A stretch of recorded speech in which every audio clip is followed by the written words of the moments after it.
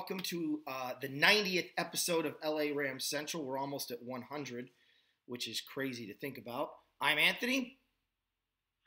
And I welcome myself back because it's been way too long, but I'm Eric. Yeah, Eric welcomes himself back. That's what they do in Chicago over there. They're like, hey, I'm back over here. Oh, that's more New York. Anyway. Yeah, we also talk in the third person, too. That's right. Okay, so essentially what we're going to do today is pretty straightforward. We're going to cover the free agent moves, and we'll include the trades, I guess, because that's all a part of it.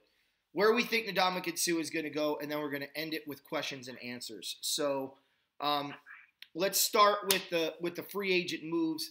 Some of the big ones, obviously we know the trade that happened before the Super Bowl, where the Washington Redskins decided to cut Alex Smith Jr. and then trade for Alex Smith Sr., thinking that that was somehow going to make them a better football team when they have the exact same quarterback playing for them that they had the last few years. I don't get it. Maybe because he's cheaper, whatever, but I don't see a significant improvement at the quarterback position for the Washington Redskins. In fact, I think they stayed absolutely the same at that position. So obviously I'm talking about the Redskins because that's one of my teams, but Eric, what did you think of the trade with Alex Smith in the grand scheme of things now? Well, as soon as we all heard that Alex Smith was getting traded, we knew that the Redskins were done with Kirk Cousins. They couldn't agree to a contract. I've said on this show numerous times, how they could have had Cousins long term, whether that could have been like a 3 or 4 year deal.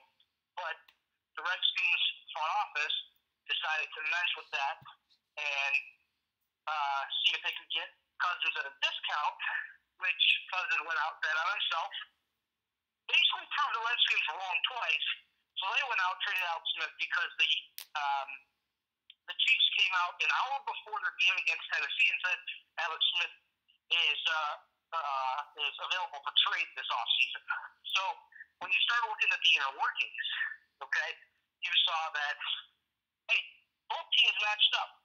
Alex Smith is getting paid. I mean, he's still getting paid. He's got 1 year left on his current deal, and then I believe that's an extension. But it basically signaled the end of Cousins in Washington, which we all knew was going to happen. There is no way that Washington was going to pay Cousins $30 more million on a franchise tag. But the way I look at it is that Alex Smith is a lighter version of Kirk Cousins. Kirk Cousins will actually go out and throw the ball and not check down all the time like Smith does. Smith is very careful with the football. I'm not saying that's bad. Listen, he had a good year in Kansas City. Very few turnovers. I believe he had a total of 7 or 8 total with 5 picks and 2 or 3 fumbles. So he is careful with the football. However, he is going from throwing from Travis Kelce, who was probably his favorite target, to an oft-injured Jordan Reed. And then he's going to be throwing to Crowder, Dotson, Chris Thompson, Ryan Grant, and he was throwing to Tyreek Hill. If you ask me, I know who I want to throw to. I want to throw to guys who are healthy, who are actually going to be playing. And this has nothing to do with Alex Smith. The Redskins needed a quarterback, but it's not the offense that struggled in Washington. We knew Washington could put up points. Washington needs a defense. That's what they need. They're putting a Band-Aid on a big cut in Washington. They're going to get mad at Alex Smith because he was the first one to always get blamed when things don't go right. See, this is the only spot I disagree with you on. The Redskins have 2 glaring weaknesses: depth and running back. And I mean, they don't have a starting running back. They haven't for a long time. The reason I don't think the Redskins' defense is the problem is because the Redskins' defense, when it was healthy and on the field together, was one of the best units in all of football. The problem is they were falling like flies. What the Redskins desperately need to do is fire their strength and conditioning coach and get a guy in there that understands how to keep guys on the field healthy rather than having a mash unit every single year on defense. But they also have no depth. So one guy goes down, a starter goes down, and you're like, season's over. Season's over. Right, and they had a about 3 injuries on the offensive line, and they couldn't replace those guys. No, they couldn't. They couldn't. So it is a problem. So it is a Band-Aid. And here's my other concern. Alex Smith is as mobile, if not maybe a little less mobile. Well, maybe a little more mobile. I don't know how you want to look at it. Depends on where you fall in the aisle. More mobile than Cousins. Not by much.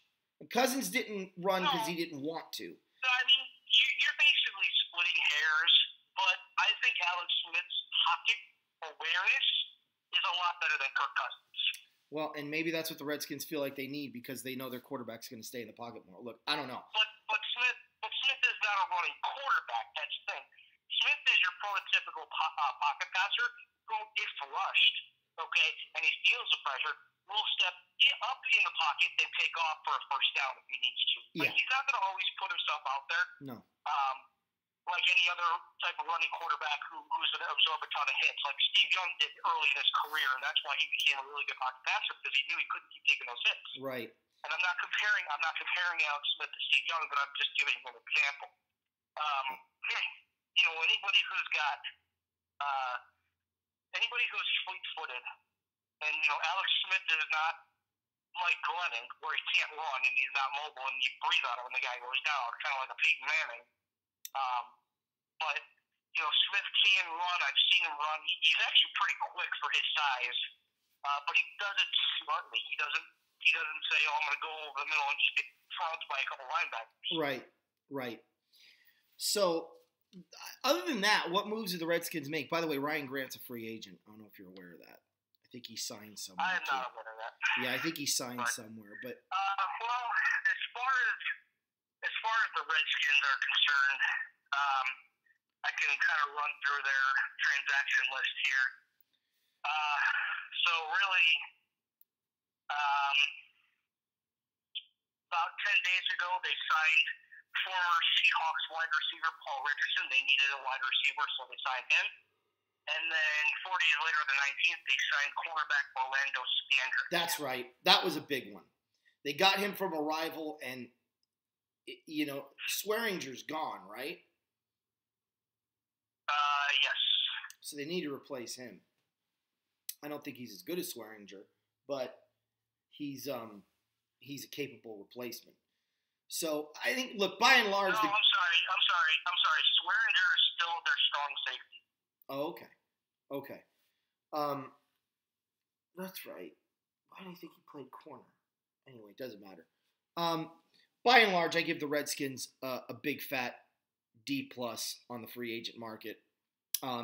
I don't think they addressed a lot of their needs. They didn't get any more depth, and they replaced a quarterback with the exact same quarterback, just older. That's literally all they did. So, and I'm a Redskin fan. I'm sitting here telling you I hate these moves. Like, I'm looking at the Redskins going, okay, so you guys don't want to win? Like, Snyder drives me crazy because in his early years, he would go get all the free agents and try to build a super team and get to the Super Bowl that way. And now he's doing this, we're not getting any free agents no matter what. And, oh, by the way, we're going to get rid of our draft picks so we can't build that way either. And we're just going to sit there and go, oops, we're going to try to build through rookie free agency. I don't know what he's doing. But anyway. Eric, you give me your top 3 moves or teams that made moves, and then I'll do my top 3. Because we're not going to have time to go through every single team. Go. No, not at all. Well, I'll tell you the big one, okay? You can go back to the 86th episode that we did about the 40th minute mark, and I want to give a shout-out to Anthony on this because I asked him to find this while I was at work one day. And I mentioned, as the earliest that I could remember anybody mentioning, Kirk Cousins to the Minnesota Vikings. I said, watch out. The wide receivers, their tight end, they have a good defense. They're getting Dalvin Cook back. Watch out for the sleeper Vikings to get Kirk Cousins. I didn't think it was going to happen. Then all of a sudden, more talk started going on and going on and going on, and eventually, Kirk Cousins had visits lined up with the Vikings, and then the Jets were next on the list. Yeah. Well, he never got out of Minnesota. No. So I definitely give the Vikings a lot of credit. They are going to be a scary team. If you overthrow Diggs, that just means that he probably ran them around. Diggs is fast. As long as he can limit the turnovers when he is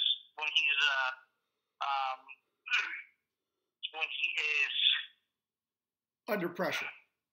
Under pressure, when he's unsure, just hand the ball off to Cook or hand the ball off to Latavius Murray, because you can never go wrong with handing the ball off if you're just not sure.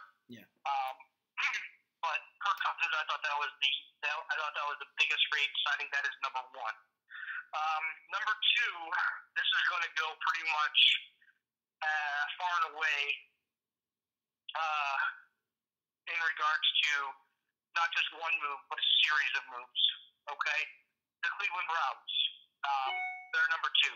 They went out, they traded for, and I only use this as he traded for because of the fact that this wide receiver was on the franchise tag, and he didn't hit free agency, but they went out and they traded for Jarvis Landry.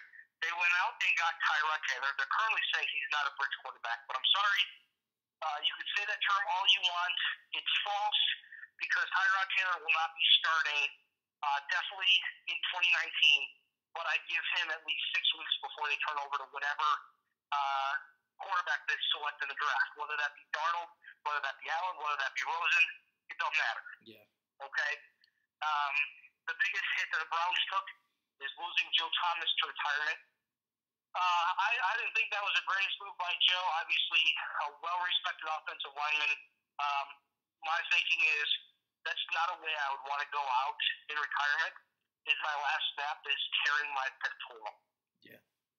And go at 0-16. So what the Browns did, they went out and they signed 2 offensive linemen, which was smart.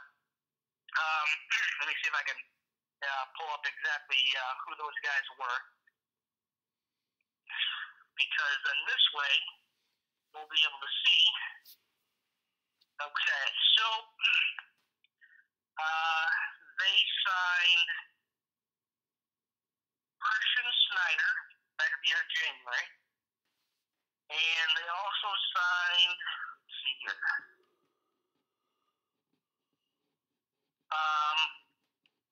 Chris Hubbard and Donald Stevenson. So that was to get depth on the offensive line for losing Joe Thomas.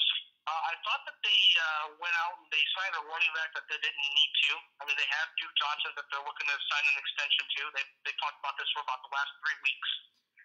But they signed Carlos Hyde, 3 years, $15 million. Kind of a head scratcher for me. I mean, I know Hyde can be useful on first and second down, but depending on what Cleveland does, if they take Barkley or not, you really don't need Hyde. They also signed defensive back E.J. Gaines. So the Cleveland Browns are very, very busy leading up to free agency with trades and whatnot. Trades and signings, I should say. They really revamped their roster. 1 to 6 wins is definitely an improvement over 0-16. Obviously, 1 win is better than no wins, but I just don't see how Hugh Jackson coaches this team after next year when he might not have even won 10 games in 3 seasons with them. But that's not my decision. That is Jimmy Haslam's decision, and the Browns are going to be very interesting to watch. But as far as number 2 free agent signings, to me, the Cleveland Browns come in at number 2 on that. Anthony, do you have a take? Well, I'll get to mine in a minute, but the only thing that I was going to say, the only thing that I was going to say on that is Tyrod Taylor had Sammy Watkins and Robert Woods to throw to and couldn't make the playoffs. Jared Goff had the same thing and went 11-5. I rest my case on his ability to be a quarterback. Go. One team also has a better defense than the other, but okay. I don't give a crap. Look at points scored. Look at points scored. That's all that matters. Take the defense out of the equation. The Rams scored 33 points a game. And the Bills had LaShawn McCoy, which is, I don't think Todd Gurley is that much better than Shady McCoy a few years ago when they had all these guys. So, yeah. Take defense out of the equation, the Bills scored something like 16 points a game under that scenario. So, whatever. Anyway, go on. Okay, my number 3 free agent signing is actually the Bears signing Allen Robinson. And you might be actually already scratching your head saying why he's coming off an ACL injury. Well, I'll tell you why. Yes, you signed him for 3 years, $42 million. Yes, that's basically $14 million a year. However, we all know the Bears are in need of wide receiver help, and there's another player that they signed off free agent as well that's going to help them in the passing game too. But I'll get to that in a minute. But Mitch Trubisky needs weapons to throw to. Last year he had Dontrell Inman. Exactly. Okay. Don't forget Kendall Wright as well. He was the only Bear to go over 50 catches in a season. That's pretty pathetic. I mean, it's like we're back in the 1950s. However, Allen Robinson coming off an ACL injury. Now, I have 2 takes on this. The Bears needed to sign a wide receiver. They were heavily involved in Sammy Watkins. He decided to go elsewhere. He went to Kansas City. Allen Robinson was another main target of the Bears, but the Bears even tried to sign both. That's even a win for them to get just one. Allen Robinson he tore his ACL in 2017. In 2016, he was a beast. He had 14 touchdown catches and over 1,400 yards receiving. So the Bears were also looking at wide receivers in the draft. Now, tell me who you would rather have: 25-year-old Allen Robinson, if not more than semi-proven in the NFL as far as a wide receiver goes, or a rookie in Calvin Ridley, who's 24 years old coming out in the draft. Very old wide receiver rookie as far as the NFL standards go. Well, I know one thing. I would rather go with the veteran only because, and it has nothing to do with money because the Bears have a ton of cap space, but I go with Robinson only because he knows the route tree. Him and Trubisky can actually get on the same page a lot quicker than a rookie can, in my opinion. And Anthony, correct me if I'm wrong. Definitely would appreciate your input on this, but I just think that there would be a lot less learning curve for Robinson than there would be for Ridley coming in at the NFL level. Well, the wide receiver position doesn't have as much of a learning curve as, say, a running back or a quarterback or even a lineman. But I think the Bears are still going to get Calvin Ridley. I don't see why you can't have both, because you need. You could have both. I don't think they will get Ridley. Well, not unless they trade down. Well, he's going to make it to you. He's going to make it to you. Oh, he is. Yeah, he is. But I think there's other players that the Bears can get at 8 who would have a lot higher contributions than Calvin Ridley would. The problem is, Eric, you have 2 wide receivers. Your 1 and 2 receivers on the roster have ACL injuries in the past. And they are 1 juke, 1 cut, 1 bad route away from being done for the season. And now you got to go back to the losers that you had last year playing next to White. And you need insurance policy. That's the risk you made by going and getting Robinson, in my opinion. So you get Calvin Ridley. It's a huge risk, absolutely. Yeah. I agree 100%. Yeah. But also to take some pressure off of that, the Bears signed Eagles tight end Trey Burton, who, if you remember, threw a touchdown in the Super Bowl against the Patriots. Very nice, thought-out play. And the Eagles kind of stole that one from the Bears.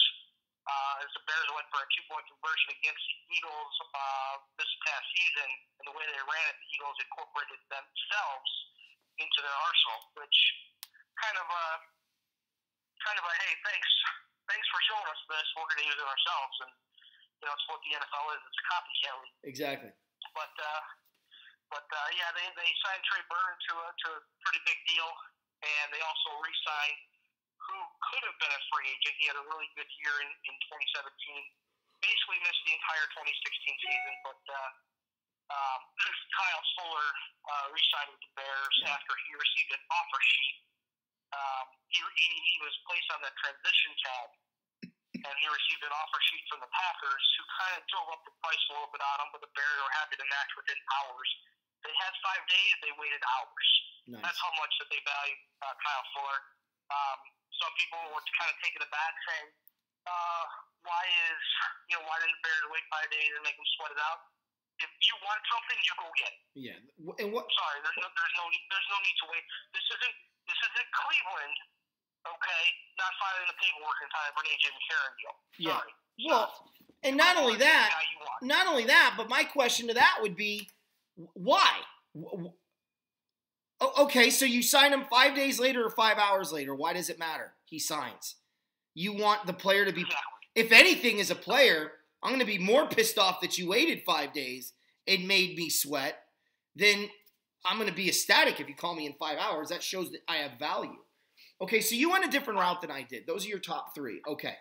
I'm going to do my top 3 teams. Teams that I think did the best job in free agency this year. And obviously we're including trades here. And there's a lot of really good candidates. But for me, I said this in my show last week. I believe the Rams are going to win the Super Bowl in 2018. I don't even think the field is even remotely in the same class as the Los Angeles Rams are right now on both sides of the ball, even with the loss of Watkins. You consider that they re-signed Dominique Easley. They re-signed John Sullivan. Those were 2 key guys they needed to bring and keep on their roster. They re-signed Nickel Roby-Coleman. Those, to me, and they franchise tag Joyner. Those are 4 guys the Rams needed to keep. Then you bring in a Marcus Peters in a trade, an Akeem Talib. And I'm sorry, but I'm still stoked about the Sam Shields signing.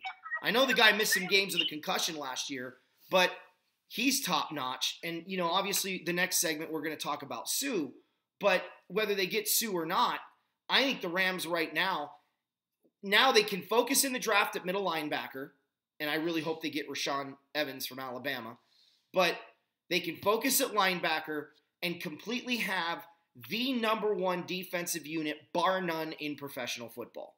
And with that offense having more time to gel, get things going, I think the Rams right now believe they have the pieces in-house on offense to be fine.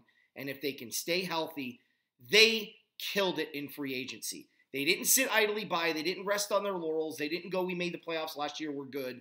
They addressed the biggest need that this team had last year, which was defensive back. And they did it in spades, and I love it.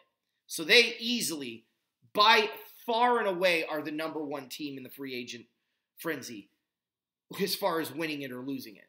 They're my number 1 team. My number 2 team is the Cleveland Browns, and I'll tell you why. I know you don't like the Carlos Hyde free agent signing, but here's what Carlos Hyde does. I'm a running back. All my favorite players were running backs. I love the running back position.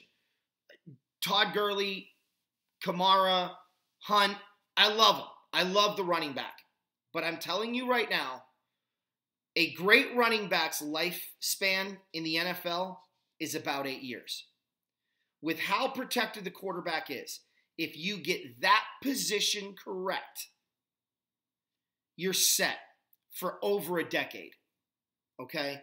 Secondly, you know me, being a running back, and Eric, we talk about this all the time. I always tell you, you have to build your team where first? Say that again? I'm sorry. I said, where do you have to build your team? I've always said this. If you're going to build a dynasty, you have to start at what positions?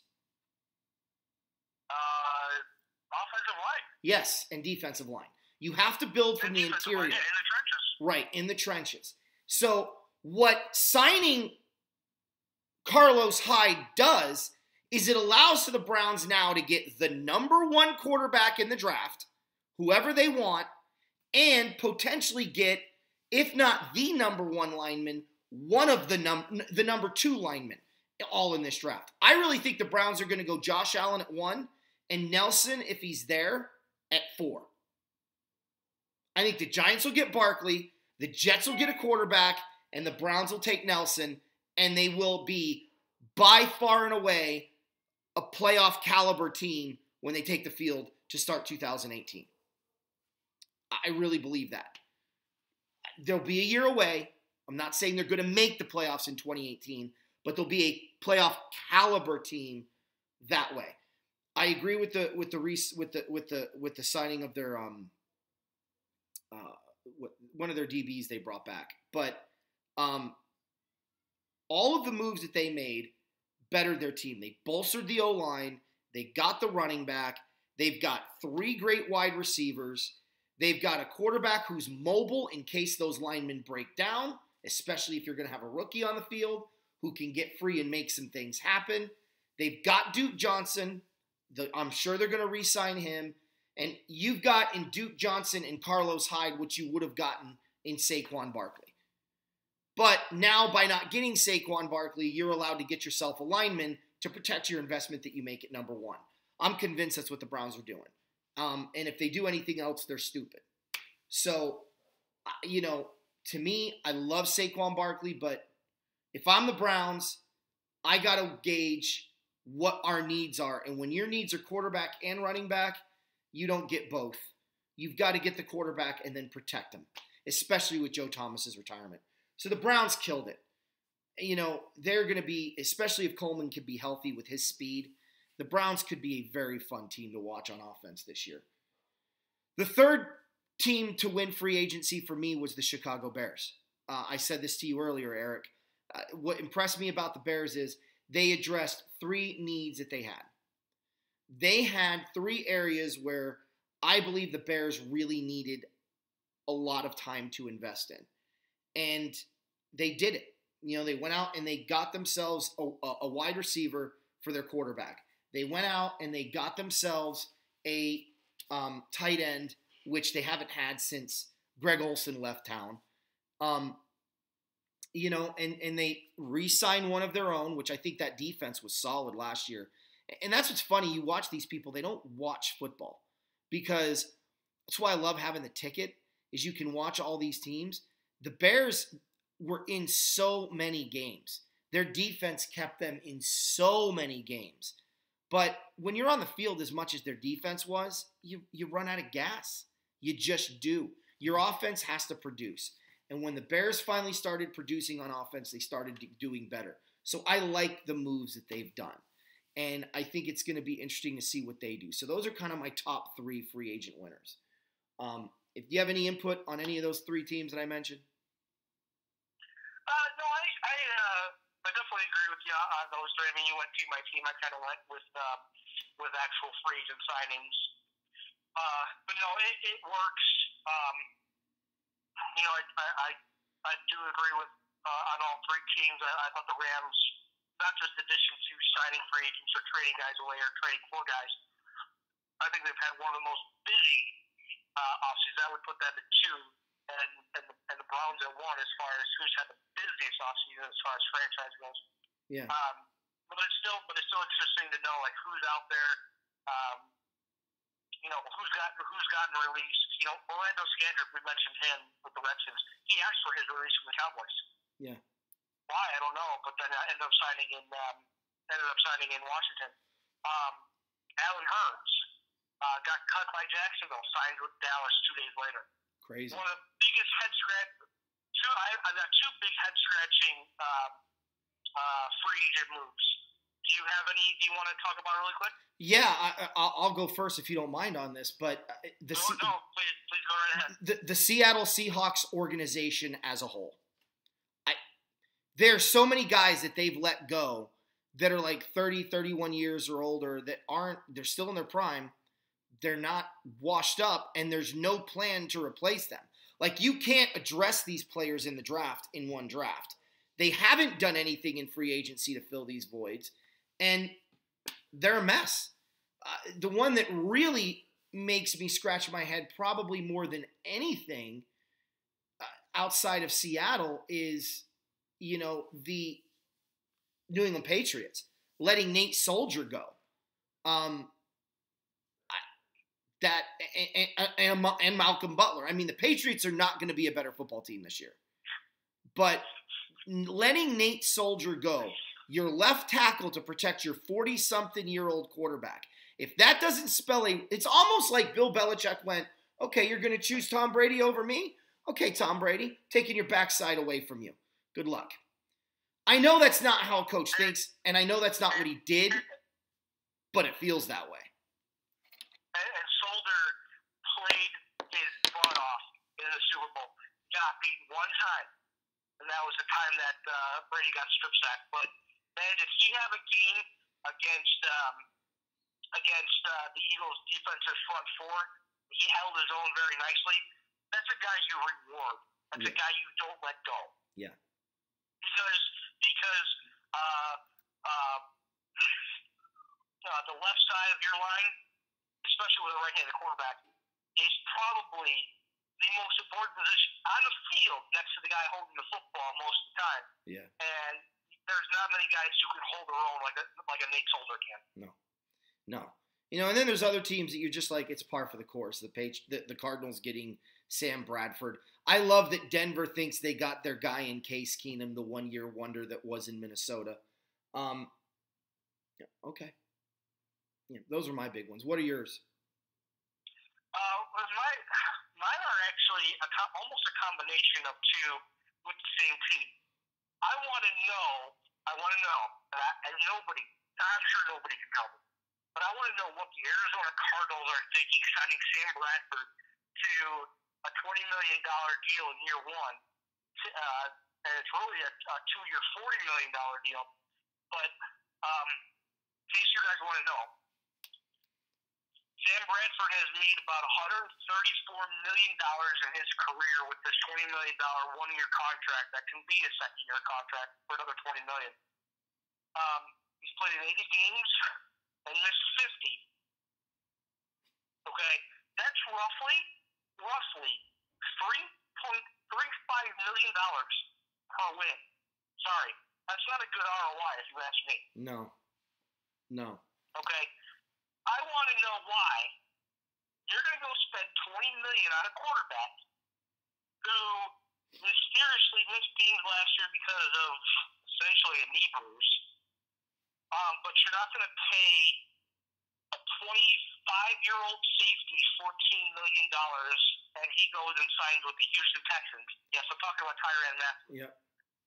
Okay, so the West has already been won by the Rams. Yeah, right. They will come ahead of the 49ers. The 49ers still have some holes to fill. I think they might be a year away though. Yeah. Okay, if they get the right personnel. The Rams have just won the NFC West, so congratulations. You can already raise the banner. I'll get a new hat next year. Along with your 2017 banner you're going to raise for the division. Yep. Because the Seahawks are going nowhere. The Cardinals, their backup quarterback is Mike Glennon. What on God's green earth do they see to give Glennon a backup quarterback job that he showed in Chicago that he was worth that? Exactly. Yeah. So, to me, those are two head scratchers. And I'm sorry, and I know I'm not a fan of this organization because of the team I root for, but really, you're going to cut Jordy Nelson for Jimmy Graham. I mean, okay, I'm sorry, but Green Bay, you got that one wrong. Yeah. Jimmy Graham may be a good red zone target that you've been wanting, but Devontae Adams, yeah, he got concussed against the Bears, but he also got concussed again later in the season. And Randall Cobb cannot always stay healthy. And I know, you're going to say, well, Jordy Nelson came off of an ACL injury 2 years ago. He did. But he has been pretty much a model of consistency health-wise. Yeah. It was a freak accident the way he got injured. And it's not his fault that Brett Hundley can't throw to him. Okay? He might be a product of the system of Aaron Rodgers. I get it. We'll see what he is like with Derek Carr. But Hundley is not. Hundley's a backup quarterback for a reason. Okay? Yeah. And now the Packers have also added another turnover machine in DeShone Kizer. Now, I don't think they're going to keep all three, obviously. They might as well just cut Aaron Rodgers now. Yeah, but, right. You're such a liar. Yeah. But I'm curious to see whether they keep Hundley or Kizer going into the season, because I don't think they're really going to keep all three of them. Yeah. I don't know, man. It's Or not. I should say, I don't think they're going to keep both of Kaiser and Huntley. They'll tell one of them, but I'm curious to see who that'll be. Well, I think they're gonna have it. I think they're gonna have them work it and see it. I mean, they're gonna practice it. Right. So, and what win it in practice. What also amazes me is that 3 quarterbacks played for the Vikings last year, and none of them got back with Minnesota. I'm sorry. To me, that's amazing because, they could have given Bradford. They could have given Bridgewater a contract extension. He signed basically a $500,000 guaranteed deal with the Jets. Okay, sure. Go ahead, go to the Jets. Bradford gets $20 million from Arizona, and Case Keenum goes to Denver. I would have thought about re-signing at least one guy, but the fact that they didn't should be a red flag on these players. Obviously the coaches work with these guys every day. They know, and they probably knew that they were a product of the talent they had around them, and that if they can get a quarterback who's got. Look, the reason I like Kirk Cousins is he's the best deep ball thrower in the National Football League, and yes, I'm including Aaron Rodgers in that equation. Unless the deep ball is a Hail Mary and you've got a bunch of people clumping together, he is not as good as Kirk Cousins. He's got a nice deep ball. There's a lot of quarterbacks with nice deep balls. But if you look over the course of the last 3 years, Kirk Cousins' accuracy on balls thrown 30 yards or further downfield, it's amazing. And they know with Diggs and the talent that they have, they needed a guy that could get the deep ball down the field. If you watch the Viking games last year, and I watched a lot of them, it was dink and doink with the occasional deep ball to Diggs, but even in the Super Bowl, the divisional playoff game, that deep ball to Diggs had to come back and make the catch and then went for it. I did watch a lot of Vikings games because A, of where I live, but B, because they were, top team in the NFC, and so they're going to put them on here in Chicago, right? Whether or not they're playing the Bears, but it was deep balls to Diggs, and a lot of 7-yard outs to Thielen, who had a great yak as far as what he did after catching the football. Yeah. So Keenum didn't have to be Brett Favre and slinging all over the field. But Keenum was effective enough to where he could go 11 yards down the field to Rudolph right down the middle. He could go to Diggs or Thielen on each sideline. And if you needed a deep threat, there was Laquan Treadwell. Michael Floyd was also over there as well for a few games. Well, but are you there? Did I lose you? Hello? Oh, we lost Eric. That's the first time that's happened. I'm going to call him back. You guys are going to hear it. That was crazy. See if he picks up. Yeah, we lost you. Sorry, dude. No problem. So, no, I just think, though, you can get any quarterback to do that who's got any kind of accuracy. Obviously, you're not going to get Brock Osweiler to do that, but you could get just about anybody else. Brock Osweiler, who signed a 1-year deal with the Dolphins. I know, right? I guess Jay wasn't available to back up. Yeah. Where does Sue end up? So I'll let you do this one first. You've got 4 teams. Jets, Titans, Saints, and Rams. The Jets have offered him $10.1 million a year to play for him. So that's why they're in the equation. Listen, the Jets, if he goes and signs with the Jets, he's going to be worn out by game 6 because of him playing defense so much. Yeah. Sue is a guy who you put out on defense basically to go 3 and out and get the ball back. Yeah. That's where he's effective. He is a disruptor. You cannot have him on the field for long drives. He has shown with not only Detroit but Miami that if you have a sustained 15-play drive, 10 to 15-play drive, he gets tired. You can run right at him. Yeah. He gets frustrated. He starts making dumb penalties. I'll tell you exactly where he's going to side. One of 2 teams, and we'll put my number 1 team first. Okay? Only because I'm going to give you 2 teams. Only because of the relationships he has with the teams and who he can envision himself playing with. Number one, the Rams. He's already salivating at lining up right next to Aaron Donald. But the problem is, you still got to pay Donald his extension. Okay? So you know you can't give Sue too much money to play or to sign with the Rams because that's going to take money out of Donald's pocket.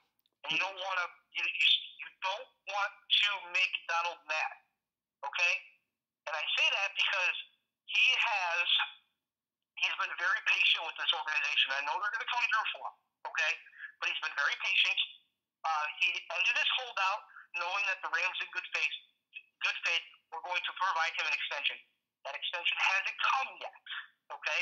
I believe Kroenke is going to get that done with him and his agent and Snead and McVay and Goff is going to be there, and everybody else on defense is going to be there and say, let's get this done for you, big guy, because you're a heart and soul of the defense.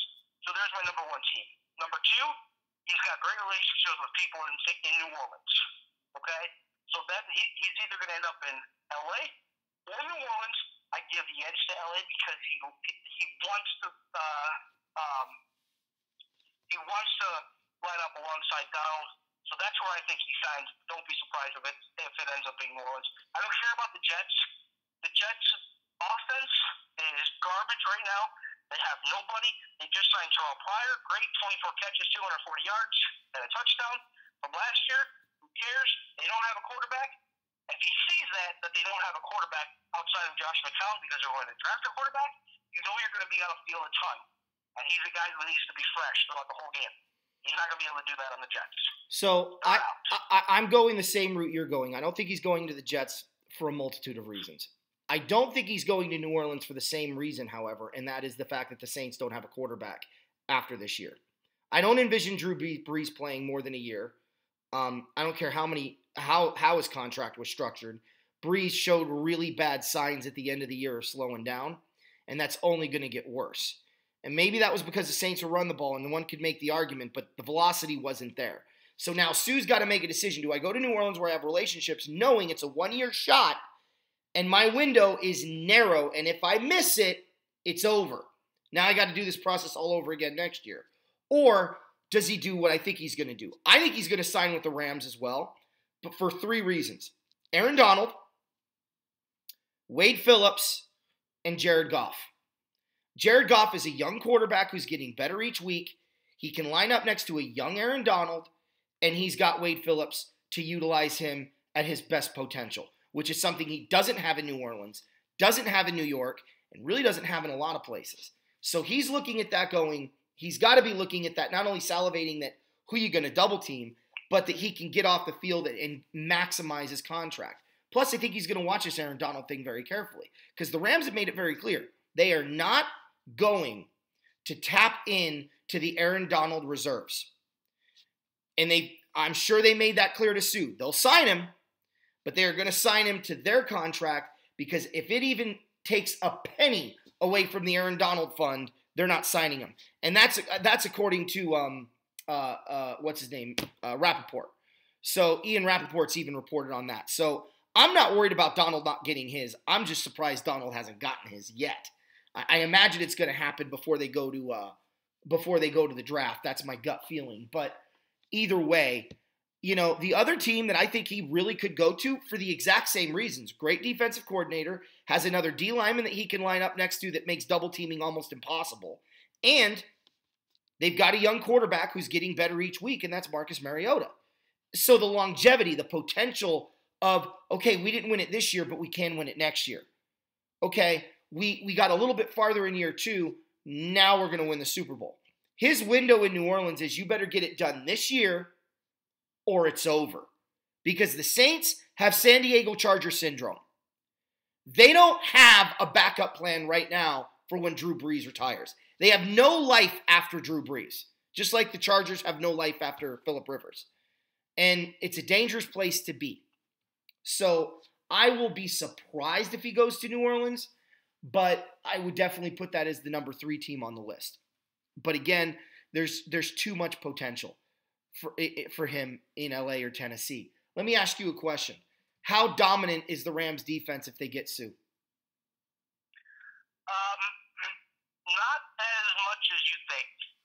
And I say this because in order to be, you're going to need an impact linebacker, in my opinion. I mean, you traded Quinn, you traded a couple of guys. And I know Quinn was more D-end, am I correct? Yes. Okay. So, Quinn. Okay, and I know you were more on trading Quinn than a lot of other Rams fans. I was stoked. It freed up so much money in the cap, and it got rid of a bad tackler. Yeah, from what I can tell, from what others have commented, as far as we lost Quinn, so we're gonna make it up. The Rams will be tough to run on inside. 3rd and 1, 4th and short. You ain't getting that first down with Donald and Sue there if Sue signs there. Mm-hmm. Do I think you guys need a linebacker? Yeah, absolutely. Okay, and I say that because I think you've lost a little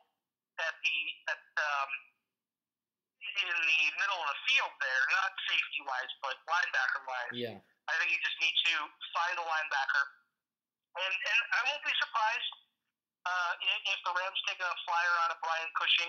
I know he's been injured, but that may be somebody that they could use to help groom a new linebacker if they draft one. But in the this year or next year, they need to sign an impact linebacker, whether it's middle or outside linebacker, to have that fearsome defense, because this is the defense right now with Talib, with Peters, with other signings and trade force. I think linebacker is your weakest spot right now. Well, there's no question, but you can protect the linebacker if you can get an interior pass rush and you can cover the corners, cover in the secondary. And Longacre, in my opinion, is a kid who's ready to take center stage at that defensive end position. And yes, Robert Quinn was a linebacker, but he was a defensive end for all intents and purposes. The problem I had with Robert Quinn is he shows up in the first quarter and he's missing in action by the fourth quarter. And he's missing tackles. He's not getting the pressure on the edge, or he's injured because of a back problem, or, he's doing something else that he shouldn't be doing, or he's out of position. We need to cut him. He was an expensive, nice player, but he wasn't an impact player. And I think Longacre's one of those gritty guys. He reminds me of an Al Harris for the Bears in the 80s. He's not going to be in the Pro Bowl. He's not going to be in the Hall of Fame, but you're damn glad he's on your team starting. You know what I mean? Right. Okay. So we have questions and answers. I said we would do this, and let's go ahead and do this. Eric, you got the questions. I will answer, and I will let you do the answering as well. So let's go. All right. Well, one question that I'm going to start out with actually isn't an on the field question. Technically it is, but it's not as far as personnel goes. But one question from IL_Goose. How can the Rams modernize their uniforms? Go. So I personally want them to go back to the blue and yellow. And I think so do I. Yeah. And I think one of the cool things that they could do to modernize the helmet a little bit is you could mess with the face mask if you want to go yellow face mask. The Chargers did that in the 80s and it looked kind of cool, but not with the yellow pants. If the Rams did that, they're going to have white pants because that's just going to be too much yellow. But you could go gray face mask, but that's more old school than modern. So I say keep the face mask or go back to a blue face mask, yellow horns, but you can put little lines in the horns to make it, with blue streaks in it to make it, look a little more modern. Do the same thing with the jerseys. And then as far as the pants go, you could even theoretically at the knees have the horns come back up and around like they do on the jerseys. That would be one way to modernize it. I don't know, though. I really don't like modern jerseys, to be honest with you. Let me tell you what I think is going to happen, though, guys, real quick. Hold on, Eric. So I got this from my buddy Eric, the guy that's doing the show with me. I did not have the newest one. This is the Rams' new helmet. I actually think what the Rams are going to do is I think the Rams are going to keep the blue and white. It's a gut feeling I have. I'm sorry, I do. I think they're going to keep the blue and white, but I think they're going to go they're going to take the 80s version of the horns and on the jerseys and do that on the new jerseys as a modernized jersey and go from there. I don't know why. It's a gut feeling. I hope I'm wrong, but I want to see him go blue and yellow. And that would be the way I would modernize that. So long-winded way to answer the question. Go, E. You know, there's some color schemes that you just don't mess with. And that Ram blue and yellow was legit. Like, I still watch, and I'm sorry to bring this up, I really am, but I still watch highlights from the '85 NFC Championship game. Okay, then you fast forward to the greatest show on turf, and they wore that. They looked so sharp. It was perfect on TV. Like just the way the blue and the yellow meshed with the green turf or the green grass, wherever you were, just looked so solid. Yeah. Okay, stop messing with a good thing. Okay, and I don't know if you could ever find a way to get rid of the horns. I wouldn't change that for any amount of money.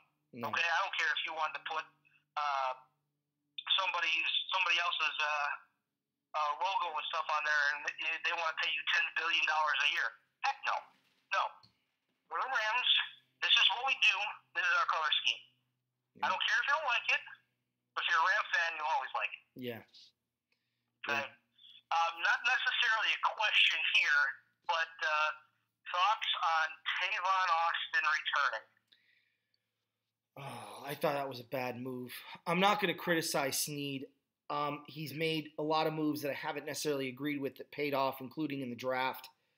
But, I mean, yeah, he restructured his deal. He took a pay cut. So credit Tavon Austin for doing that. But I don't know how the Rams can use him. I mean, Pharoh Cooper does it better and does the exact same thing. I just don't know. My thoughts on him returning is it's a wasted $32 million. That obviously we wouldn't have all of that $32 million this year, but we could have freed up some money on the salary cap in the future. And maybe that's I don't like it. I'll just leave it at that. Okay, who would you select in the first round of the draft? And I know we didn't get to the draft in this episode. That's one question. We'll see who's on your radar.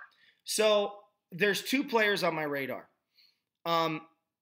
Number one is Rashaan Evans from Alabama, the middle linebacker, because he could play outside and middle. And he is a sideline to sideline player. And if you don't believe in Alabama middle linebackers, then you haven't been watching the last three drafts and what these rookies coming out of Alabama at linebacker have done. He is legit, and he is better than Bowman. And that's really the number one guy I want because that will solidify the defense. If they're not going to go that route, I want him to get the tackle from UTEP because I think he'll be there. I think his name's Hernandez. I can't remember his name, but I've been watching a lot of film on him after one of our fans said, hey, you need to check this guy out. And I did, and he would be a really nice addition, and who better to learn from than Whitworth for a year or two before you put him into that position. They could do with this kid from UTEP that the Rams did with Jackie Slater back in the 70s. Not necessarily start him right away, have him learn, and then you've got your tackle for decades. What about you, Eric? We're the Rams draft, and for the Rams, that is at 23. Yeah, they're down the list. I go BPA, best player available. If that happens to be an offensive guy, great. If that's a defensive guy, plug and play. I mean, when you get down that far, obviously you're not going to select a running back. And I'm just using this for example. Let's just say Darius Geist, the running back from LSU, dropped all the way down to 23. I don't see the Rams taking him because of what they have in Gurley. Right. Okay, so that's where you don't take best player available. I think there you look for a need or trade down and garner more picks. Like there's always no there's early backlash for trading down and garnering more picks, but once you get those picks, it makes smart picks. there's a lot of high fives and praise going around, but I think the best player available, if that's offensive line, take him. If that's linebacker, take him. I mean, you're filling holes. You're hopefully having the 23rd overall pick around for a decade or more. Yeah. That's basically all I can say about that. I mean, it just, the first round has already changed so much as far as the first 8 picks go, 7 picks, the first 7 teams. So it'll be interesting to see like what's left over for when the Rams pick. Yeah, for sure. All right, next question. All right, next question. Let's see here. Next question. Is there anybody out there now, wide receiver position, to replace Watkins as the deep threat? This is from Cliff Trisdell. He asked this a week ago. So I think the Rams have 2 options, both in-house. I don't like Pharoh Cooper's size, but I remind people of Gary Clark. Pharoh Cooper has some wheels, and he could get behind a defense. But I would say if you're looking for body type, if you're looking for, 50-50 ball and speed down the field, Josh Reynolds, the Rams wide receiver they got from Texas A&M last year, would be more than a suitable replacement there. But the one that I really want to see take that role, and I want to see him take the role, but he won't be doing it at wide receiver. Either Tyler Higbee or Everett, one of the 2 tight ends needs to become that vertical threat. I'm thinking more of a Hernandez from New England before he decided to murder people. That type could easily take the pressure off what Sammy Watkins did for the running game, but they need to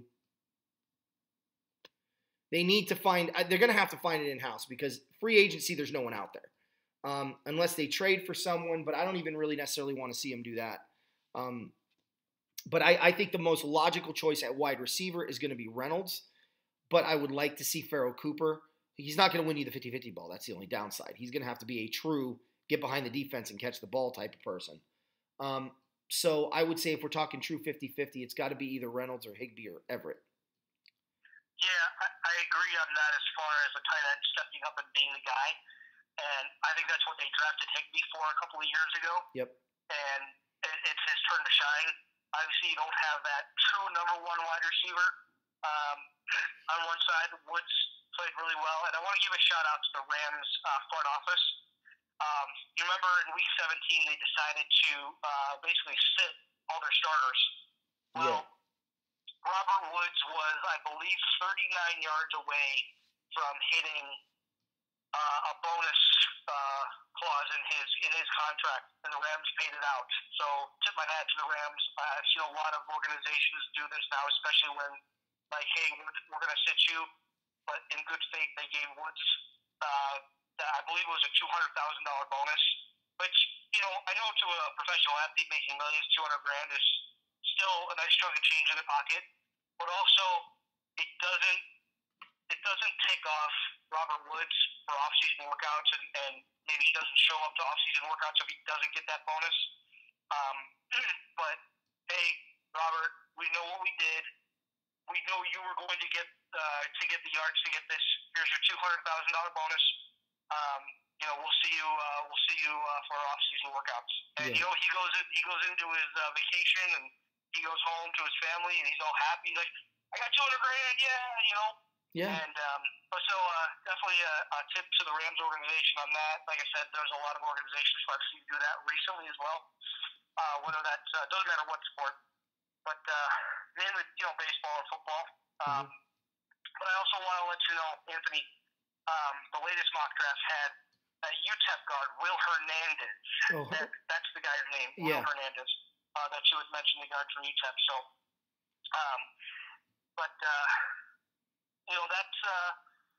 that's what I think as far as who needs to step on the Rams to be that threat down the field, and I think Higbee is going to be that guy. Agreed. What do we got next? All right. let's see if we have any more questions here. What's a proper name for the Rams secondary?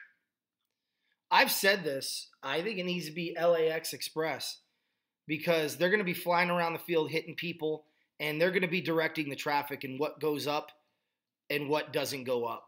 So I just, they're going to be right there by the airport. The defensive backs are indeed the X factor, hence the X part of it. I like the idea of it being the LAX Express. That's what I'm going to call them. I don't give a crap what their name is. I've already conceded on the greatest show on surf, but I'm not conceding on this one. Okay. So that's, guys, spread it, because that's what I'm going to refer to them as. Okay. I know you've touched on this a little bit as well, but I definitely want to get this on air. But and I know I covered it a little bit as well in regards to division rival. But are you concerned with the 49ers going into 2018? So I had made a statement earlier, and somebody had commented on this, why aren't you concerned? I'm not concerned about anybody in our division. The Cardinals have Sam Bradford and Glennon at quarterback. I'm not worried about Arizona. I'm not worried about Seattle because they're exploding from within, or imploding, if you will, and they're getting rid of all their talent, and the guys that are there are unhappy, and the guys that leave, look at the type of people Seattle brought in. You have a guy who's in Philadelphia who says you don't need guys like Russell Wilson. You need thugs like Marshawn Lynch and myself on the team. No, you don't. Because what thugs do is get you in penalty trouble. They make dumb mistakes. They act off of emotion. You need people that are calm, collective. Look, I don't want Sister Mary Rosie on the team. I get it. They're off the field and somebody wants an autograph and they don't want to give it to them. It doesn't make them the worst athlete in the history of mankind. But at the same time, you want a guy that the fans genuinely like and want to respect. And if you've got a team with one Russell Wilson and a team that's full of thugs, and I'm using his terminology, you've got a problem. And what you get is what you're seeing in Seattle. They have a team of thugs in Seattle. And look at what it did. It got them one Super Bowl, and then it completely exploded because of one mistake that a coach made. Then the team becomes this vindictive, oh, you stole something from me mentality. And I told you last year that Seattle was playing better than they really were, and that they thought of themselves way more than they should have been thought of. And I don't like that mentality. The Raiders in the 70s weren't a bunch of thugs. What they were is they were territorial. Now, maybe that's what he meant. And that I agree with. See, that's why I like the moves the Rams made. The Rams for years, ever since the 80s, they've lost their nasty. Starting in 1990, the Rams are one of those teams where you hit them in the mouth and they're like, hey, don't do that to me. That's not very nice. And then they get hit in the mouth the next play and they're like, they're holding me. I remember the greatest show on turf, what the Patriots did to us. It was embarrassing. No one fought back. No one took a shot. If I was on that team, I probably would have been ejected in that game because I would have done something that was very territorial and message sending to the other team. You hit our guys again, and I'm going to kill your family. Figuratively, not literally. And that's what the Raiders were. They were territorial. You're on our field. You don't get an inch, or we're going to take you out. That's okay. But there's a very big difference between that and being a thug. Being a thug is taking cheap shots on a guy after the play is over. Trying to intimidate through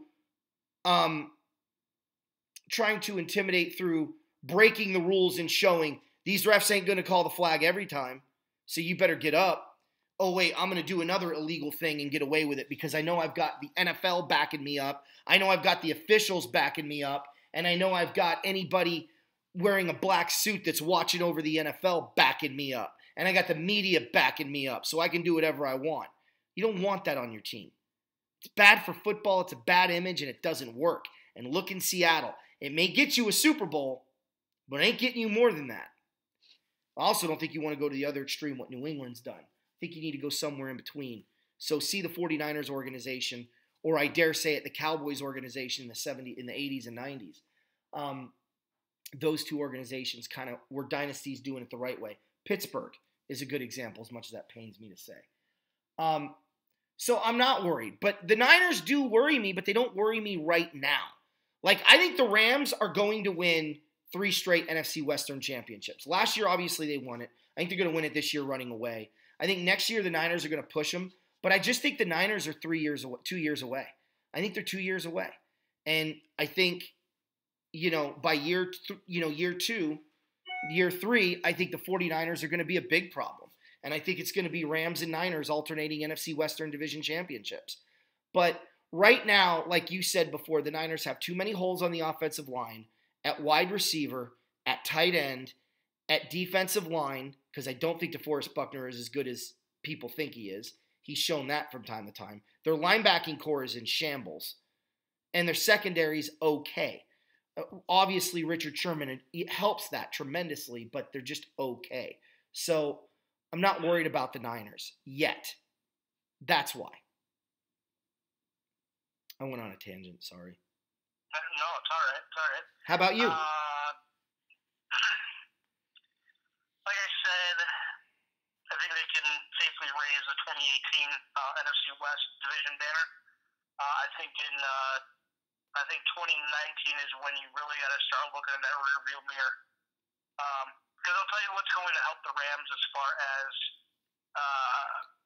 keeping the 49ers back there, and that's beating them twice in a season. Yeah. None of this garbage where it might be week 16 or 17. You know what? The Bears did that once where they didn't take care of their division opponent in week 17. Packers got the 6 seed. Then they went on to win the Super Bowl. So knock your opponent out early and as often as you can, especially a division rival. Yeah. San Francisco, if they play them late in the year again, don't rest your guys. Hey, it's division game. Division records are important because it could be, it could be a difference between a 2 or a 3 seed. Yeah. Conference record as well, same thing. Put them away, play some defense against your division rivals as well. Don't let the 49ers push you around and score 39 points and you win by 2. Yeah. I know. All right. We got any more questions? Maybe one more we have time for? That is all the questions that we have. All right. So bring up a point somebody made so we can comment on that point. We'll wrap up with that. Basically, the only other point that can be made is finding some more edge rushers and linebackers. Yeah. How are you going to do that? Where are you going to find them? Free agency obviously isn't over. It's just slowed down quite a bit, and there's other guys out there. But it's just a matter of finding the right guy for the right spot. Yeah. I've never been this excited about my team's off-season performance in a long time. I actually go back to 99 when the Rams traded on draft day they got Trent Green. They brought in Mike Martz to be their offensive coordinator. And then on draft day, they traded for Marshall Faulk. And I was just like, and then they got Torrey Holt, which is the guy I was hoping they would get with the number 1 pick. And I just remember my brother-in-law texting me being like, that's a great pick, man. Torrey Holt's a phenomenal wide receiver. You guys are going to do great now. And, I was really excited. That's what Ryan had told me. I knew the Rams are going to make the playoffs that year. There was no question in my mind. And right now, with the moves the Rams have made, there's no question that this team is going to be hosting another playoff game next year. It's just a matter of what seed and where. They get Sue. I already claimed they were going to win the Super Bowl. But they get Sue, and I've got to say the Rams will be a 1 seed. The nice thing about this team, and this is kind of my thing to think about, is the type of players that they got on this roster, they're not going to be pushed around. And they're not going to take to it kindly. But more importantly, they're all weather players. You want to play in freezing cold weather, these guys can show up. You want to play in rain, these guys can show up. You want to play in snow, these guys are there. You want to play in 90-degree heat, they're there. You want to play in beautiful California weather? We're here. Like, they can play in any kind of weather. And they're built offensively and defensively to do it, and that's really cool. Because you might go 14-2 and miss out on the 1 seed to a Philadelphia who went 15-1. But can you go in there and win? And I think this team can. So that's my parting thought. Hope you guys enjoyed it. Another long episode of LA Rams Central. I'm Anthony. And I'm Eric. And I want to send a shout out to all of those who have subscribed to me. I'm close to 1,000. Keep them coming. I might actually be over. I have to look today. Obviously, we appreciate everyone. I'm going to be given from starting with episode 91 on. I'm going to save a couple of minutes to give shout outs to some people that have always been there and always been kind. And they may sound like the usual suspects, but I'm also going to do a shout out to either a person that hasn't gotten a lot of shout outs or to a person that makes a really good point, and give that some credence. If you guys like the question and answer portion, comment in the comment section about that. That might be an addition that we do to the show every time. So, yeah, I agree. If you ask questions in the comment section, as I've said before, I'm going to try to be a little bit more active in there as well. But we'll bring up those questions on the show too, and just like we did today. Yeah. I think that's important. Get you guys involved, and if there's something that you want us to talk about, please let us know, and we'll definitely discuss it. Yeah, one of the things me and Eric want to do is we want to treat this like a radio show more than and that's why it's so long on YouTube. But it's a radio show that you can pause and come back to at your convenience. But in order to be a true radio show, we need feedback from the customer, and you are the customer. So please send them some comments, get involved. You know, we'll do this, but we need you in order to do it. So thank you so much for everything, and go Rams!